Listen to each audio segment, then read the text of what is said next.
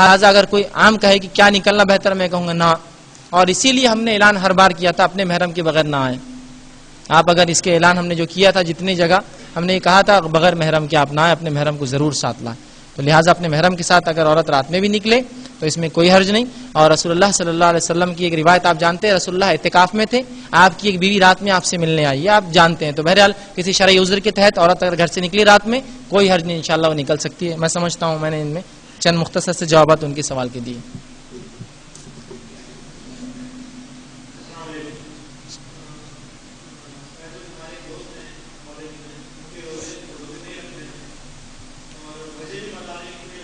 جی بھائی نے ایک اچھا سوال کیا کہ کوئی ان کے دوست ہے جو روزے نہیں رکھتے، ان کے ساتھ کالج میں ہیں، اب ان کی اصلاح کا ہمارا طریقہ کیا اور بتا بھی نہیں رہے کیوں نہیں رکھتے ہیں. تو سب سے پہلی چیز یاد رکھیے کہ یہ حسن ظن رکھیے کہ وہ انسان کوئی شرعی عذر کی وجہ سے نہیں رکھ رہا ہوگا. ہمیشہ حسن ظن، عمر بن خطاب رضی اللہ عنہ کا قول ہے اپنے بھائی کے بارے میں ہمیشہ حسن ظن رکھو، اچھا گمان رکھو. تو اچھا گمان کیا ہے ہمارا آج؟ کہ وہ کسی شرعی عذر کی وجہ سے ہی روزے چھوڑ رہا ہے. یہ سوچیے آپ، جب تک کہ یہ ثابت نہ ہو کہ کسی یوں ہی وہ چھوڑ رہا تھا، ٹھیک ہے، تو پہلے تو ہم یہ گمان کریں کہ وہ شرعی عذر سے چھوڑ رہا ہے. اگر آپ کا بہت خاص دوست ہے تو اس کو پکڑ کر پھر پوچھیے اکیلے میں کیوں وہ چھوڑ رہا ہے، کیونکہ ظاہر سی بات ہے روزے فرض عبادت ہیں. اور رسول اللہ صلی اللہ علیہ وسلم حدیث میں بڑی جو ہے سخت وعید کی روزے چھوڑنے والوں کے تعلق سے، اور حدیث میں آتا ہے کہ رسول اللہ فرماتے میں سویا ہوا تھا، رات میں 2 لوگ آئے اور مجھے ایک پہاڑ کے پاس اٹھا کے لے گئے، مجھ سے کہا چڑھو، میں نے کہا میں نہیں چڑھ سکتا، مجھے بغل سے اٹھا کر اوپر لے گئے. اوپر میں نے شدید چیخو پکار سنی، بہت چیخنے چلانے کی آوازیں سنی. تو میں نے کہا یہ کیا ماجرا ہے؟ تو مجھے بتایا گیا یہ وہ لوگ ہیں محمد صلی اللہ علیہ وسلم آپ کی امت کے جو روزہ رکھنے کے بدلے افطار کرتے، مطلب کھانا کھاتے تھے، اور ان کے تعلق سے رسول اللہ فرماتے وہ الٹے لٹکے ہوئے تھے جہنم میں، اور ان کے منہ چرے ہوئے تھے جس میں سے خون ٹپک رہا تھا. یہ عذاب ہے ان لوگوں کے لیے جو یوں ہی روزے چھوڑتے ہیں بنا شرعی عذر کے. تو آپ کا اگر خاص دوست ہے تو پہلے پوچھئے کیا وجہ بنی اس کے روزہ چھوڑنے کی. اگر وہ واقعی میں کوئی شرعی عذر دیتا ہے کہ یہ شرعی عذر تھا، وہ مسئلہ تھا، یہ چیز تھی، تو بہرحال پھر تو بہرحال وہ مستثنا ہو سکتا، بیمار ہو، ایسی بیماری ہو جو بتا نہ سکتا ہو، پرہیز ہو جس میں وہ دوائیں کھانا اور اس کو غذا لینا ضروری ہو، بہرحال یہ گمان ہے. اگر ہاں لیکن آپ نے پوچھا اور اس نے ثابت کر دیا کہ کوئی غلطی کی وجہ سے یا یوں ہی وہ چھوڑتا ہے، تو بہرحال پھر اس کی اصلاح کیجیے. اب وہ کیسے کرے؟ تو رسول اللہ نے جو وعید سنائے وہ وعید سنائیے. وہی سنا اس لیے کہ روزے ہم پر فرض ہے، اور ظاہر سی بات ہے رسول اللہ صلی اللہ علیہ وسلم نے بخاری کی حدیث میں فرمایا بنی الاسلام علی 5، اسلام کی بنیادیں 5 چیزوں پر ہیں. تو گواہی دے کہ اللہ کے سوا کوئی معبود برحق نہیں اور میں محمد صلی اللہ علیہ وسلم کا رسول ہوں، اور نماز قائم کر، اور زکات دے، اور حج کر، اور رمضان کے روزے رکھ. وصوم رمضان کہا، رمضان کے روزے رکھ. تو یہ بنیاد ہے. اور دوسری ایک روایت میں جو آپ سب میں سمجھتا ہوں اکثر لوگ یاد بھی کرتے ہیں، جو ہم الصلاۃ عماد الدین، نماز دین کا ستون ہے. ومن اقامها اقامها الدین، جس نے اس کو قائم کیا دین کو قائم کیا. ومن ادامها ادامها الدین، جس نے اس کو ڈھایا اس نے دین کو ڈھایا. تو گویا بنیاد کسی اسلام کی ایک بنیاد پہ عمل نہیں کرنا، اس کو ڈھانا ہے. تو اسی طرح روزے کا معاملہ ہے، جو روزے کو چھوڑے گا وہ اسلام کی بنیاد کو ڈھائیں گا اور بہت سنگین جرم کریں گا وہ، اور قیامت دن بہت سخت عذاب اس کے لیے ہوں گا. اور ایک روزہ اگر کوئی نفل کوئی شخص چھوڑ دے تو یاد رکھیے ایک روزہ فرض، معاف کرنا، ایک فرض روزہ اگر کوئی شخص یوں ہی چھوڑ دے تو سال بھر بھی نفل روزے رکھے تو اس کی وہ جو برابری نہیں ہو سکتی. اگر کوئی ایک روزہ بنا کسی شرعی عذر کے کوئی ایک شخص چھوڑ دے، سال بھر بھی اگر کوئی رکھے تو اس کی تلافی نہیں ہو سکتی. پھر سن لیجئے ایک بات، ہاں شرعی عذر ہے تو ایک الگ بات، لیکن اگر نہیں ہے تو سال بھر بھی رکھ لے، زندگی بھر بھی رکھ لے، میں کہوں گا وہ ایک فرض روزہ پورا نہیں ہو سکتا. اور آج بہت سے لوگ روزہ فیشن کے لیے بھی چھوڑتے ہیں. فیشن ہے، بہت سے لوگ ارے روزہ کیوں رکھا؟ چینج، تبدیلی، وی نیڈ چینج، ہے نا، نئے نئے سلوگن سے. تو تبدیلی کچھ ہونا، کیا بار بار روزے رکھ رہے؟ انہوں نے اسلام کو جانا ہی نہیں، اسلام کو انہوں نے فیشن کے طور پہ لے لیا. یہ ابھی تو کل ایسا تو پرسوں ویسا، ایسا نہ کرے اللہ کے لیے. تو آپ جانیں شرعی عذر ہے تو بہرحال پھر چھوڑ دیں، نہیں ہے تو انشاءاللہ منوائے، تاکید بتائے، وعیدیں بتائے، اہمیت بتائے، فضیلتیں بتائے. انشاءاللہ کوئی بھی انسان اتنی فضیلتیں جان کر روزے کو خواہ انشاءاللہ عزیز نہیں چھوڑیں گا. ایک سوال خواتین کی طرف سے لے لیں پھر مردوں سے لیں گے. ان سوال کیا؟ السلام علیکم. وعلیکم السلام. انہوں نے سوال کیا، my father is a strict administrator and now he is around 40 but does not follow pillars of Islam.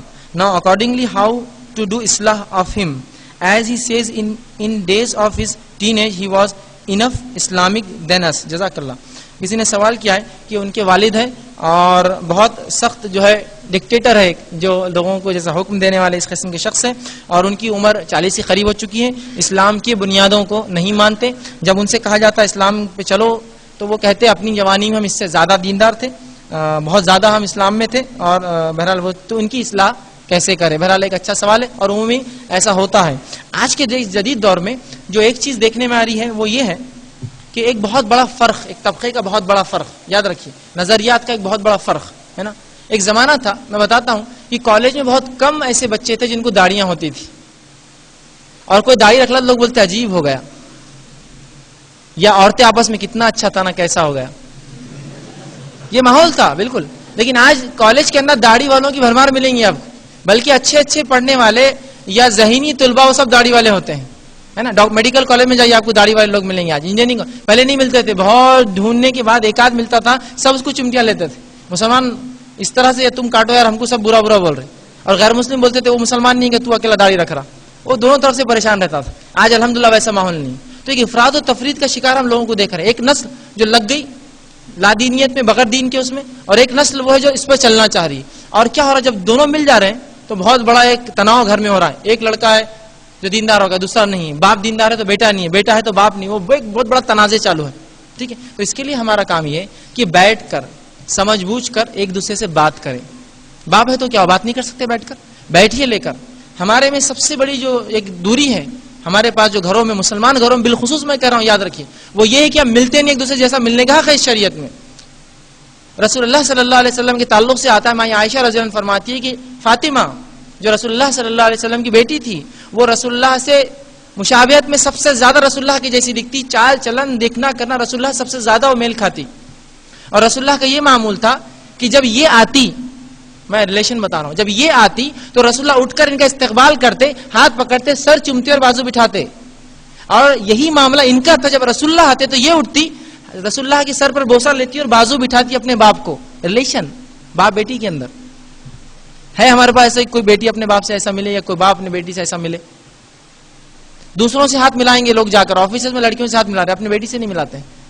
جبکہ محبت ہے, شفقت ہے, الفت اس سے پیدا ہوتی ہے لوگوں کے اندر. تو یہ ہم نے چھوڑ دیا. اب کیا ہو گیا, باپ اپنی جگہ باپ, بیٹا اپنی جگہ بیٹا ہے. میں ان سے بات نہیں کرتا, وہ مجھ سے بات نہیں کرتے, میں اس کی اصلاح نہیں کرتا, وہ میری اصلاح نہیں کرتا. سب نے ایک دوسرے کو ہم نے چھوڑ دیا. تو وہ ریلیشنز قائم کریں ہم, وہ تعلقات جو شریعت نے دیے جو جائز ہیں ان کو قائم کریں. ان سے کیا ہوگا, جب الفت ہوں گی آپ باپ سے ملیے, بیٹھ کر بات کیجیے, اپنے بھائی بہنوں کو جمع کیجیے. دیکھیے والد صاحب, میں نے ان کی سخت مزاجی بہت اچھی چیز ہے, معلوم آپ, اس لیے کہ جو لوگ کسی چیز میں ایک لیول تک جاتے انہی میں ایک طاقت ہوئی تبدیلی لانے کی. جن کے پیمانہ زندگی کا ایسا چلتا ہے وہ ایسے ہی مر جاتے ہیں, جن کے پیمانے اٹھتے ہیں تو وہی کچھ بلندیوں تک پہنچتے ہیں.